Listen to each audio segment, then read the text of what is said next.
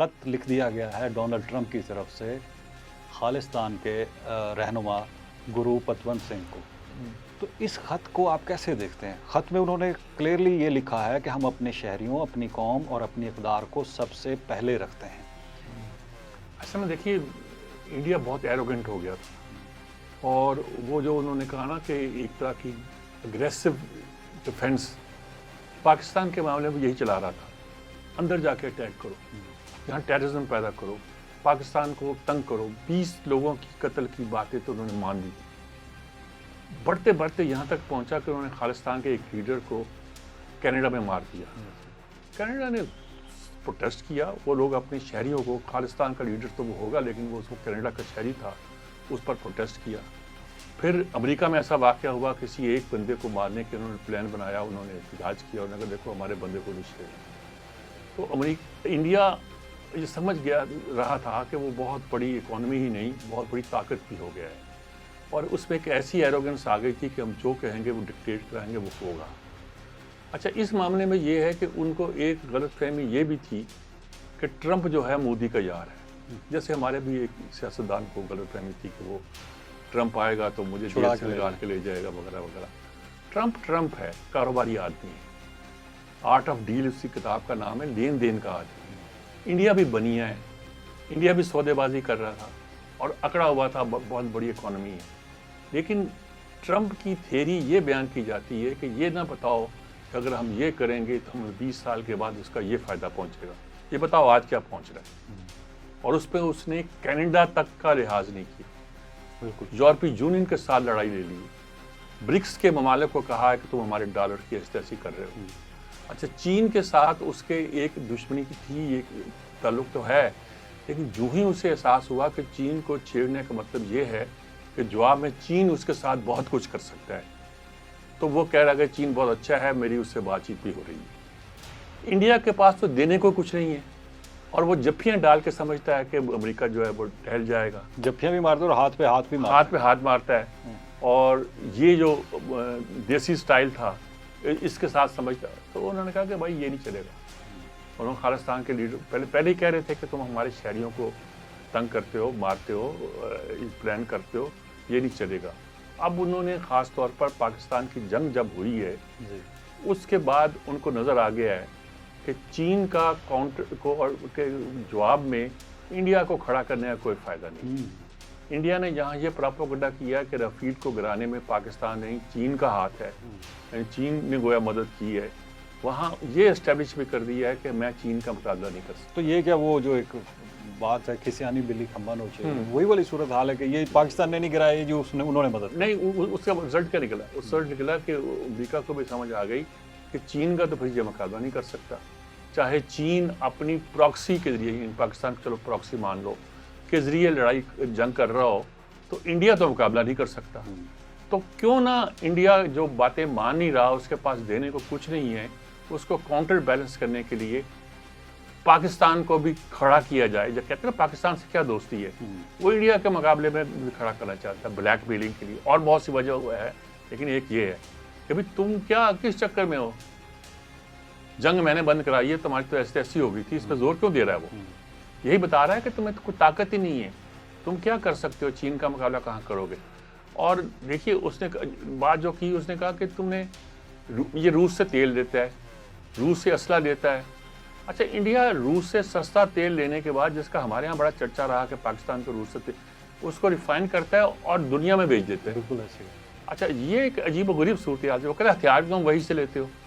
अब इंडिया का स्टैंड ये है कि हथियार हम वहाँ से इसलिए लेते हैं कि वो टेक्नोलॉजी ट्रांसफ़र करता है, अमेरिका नहीं करता। अमेरिका असले का सबसे बड़ा सौदागर है।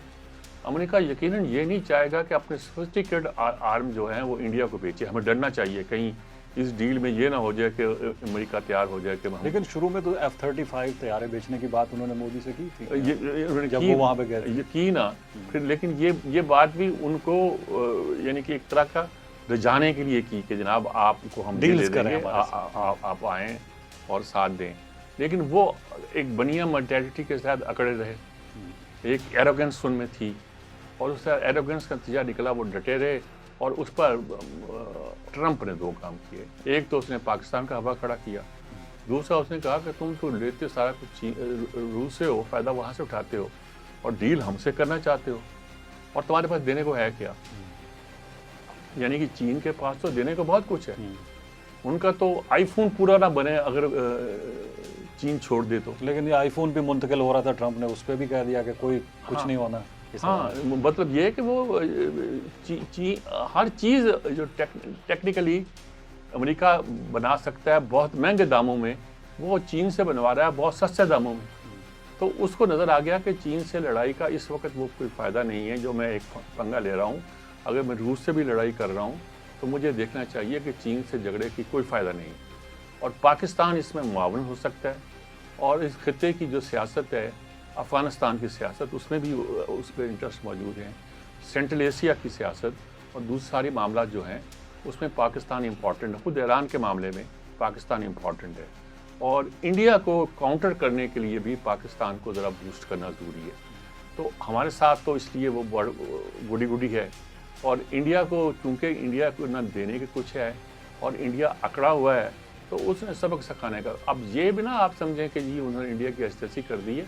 हो सकता है ये प्रेशराइज करने के बाद आप 2 हफ्ते 4 हफ्ते के बाद ये सुने कि उसने इंडिया के साथ बहुत सी बातें तय कर दी हैं और इसमें वो माहिर है, कर सकता है। यही ट्रंप है। But how it is going to unfold for Narendra Modi? उनकी जो मुल्की सियासत है, जो मुल्क में अभी आप बात कर रहे थे कि वो एक हिंदुत्वा और का एक पूरा एक बनाया हुआ था, विश्वा गुरु का बनाया हुआ था, और जिस तरह से अभी वो वहाँ की जो अपोजिशन है वो लताड़ रही है मोदी को, पाकिस्तान के मामले पर भी उन्होंने लताड़ा है। और ये जो रिसेंट जो ट्रंप के कहते हैं एक जवाब तक नहीं दे पा रहे हो, वो कहते हैं कि एक गोया एंटरप्रेन्योर कह रहे हैं, कैपिटलिस्ट कह रहे हैं, एक बंदे का नाम लेकर कांग्रेस दूसरी पार्टी ये कह रही है कि उसके लिए सारा कुछ कर रहे हो, वरना इंडिया की मईशत तो आपने तबाह कर दी।